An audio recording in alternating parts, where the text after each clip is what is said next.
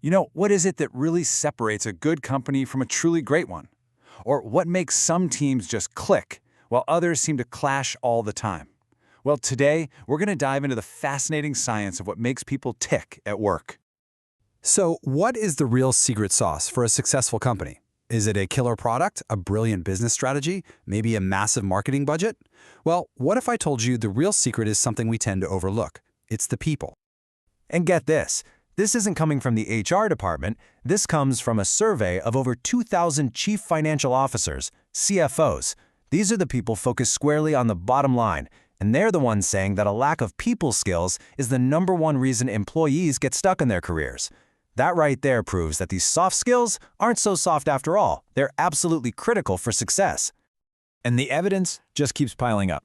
When companies actually invest in their people, it's not just about creating some feel-good, fluffy environment. No, it translates directly into better financial performance. It helps them hang on to their top talent, and it creates a workforce that's genuinely happier and way less stressed. The bottom line is pretty simple. Understanding people is just plain good business. Okay, so how do we get a handle on all this? How do we understand it systematically? Well, lucky for us, there's an entire field of study dedicated to it. It's called organizational behavior. To put it simply, organizational behavior, or OB, is basically the science of people at work. It's all about unpacking how we act as individuals, how we work together in groups, and how the big picture company structure influences absolutely everything. And the goal is to use that knowledge to make the whole organization work better.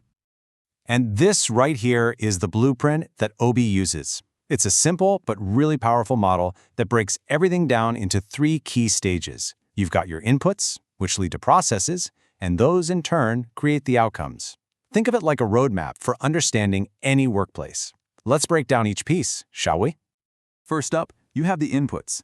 Think of these as the raw ingredients you start with before any of the action begins. For an individual, that could be their personality. For a group, it's the team's structure. And for the whole organization, it's the company culture. These are the things that set the stage. Next up, we've got processes. So if inputs are the nouns, processes are the verbs. These are the actions that get triggered by all those inputs. We're talking about things like motivation, team communication, or how leaders make decisions. This is where all the action really happens.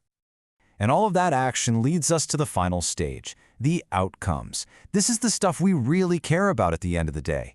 Is the company productive? Are people doing their jobs well? And is the organization actually built to last? These are the key results that OB helps us understand and even predict. All right, now that we have that big picture blueprint, let's zoom in. We're going to start by focusing on the first and honestly the most fundamental level of this whole model, the individual. Why? Because the individual is the ultimate building block. I mean, you can't build a strong team, let alone a successful company, without first understanding the people who are a part of it. Their unique traits, their perspectives. That's the starting point for everything else. So a huge input at the individual level is personality. And one of the most widely accepted frameworks for this is the Big Five model. It basically says our personalities have 5 main dimensions. Conscientiousness, that's being organized and dependable. Extroversion is being outgoing. Agreeableness is about being cooperative and trusting. Emotional stability is your ability to handle stress. And openness to experience is all about curiosity and creativity. This is the raw material of our behavior. But hey, it's not just who we are, it's also how we see the world, and that's perception. The really crucial thing to get here is that we don't respond to reality itself, we respond to our interpretation of reality. 2 people can see the exact same thing happen and walk away with completely different stories. And because our brains are always looking for the easy way out, we use these little mental shortcuts to make judgments faster. For example, the halo effect. That's when one good thing about someone makes us think everything about them is great. Or the contrast effect, where our opinion of someone is shaped by the person we met right before them. And of course, stereotyping. We all use these shortcuts, and they can seriously color how we see people, for better or for worse. Now, our perceptions are what lead to our attitudes, and this slide lays it out perfectly. It starts with a thought, an evaluation, like, my pay is low. That evaluation then leads to a feeling. I am angry about this. And that feeling can then drive an action. You know what? I'm going to start looking for a new job. Thought, feeling, action. Simple as that. So this brings us to one of the biggest topics in all of organizational behavior. What actually drives that action?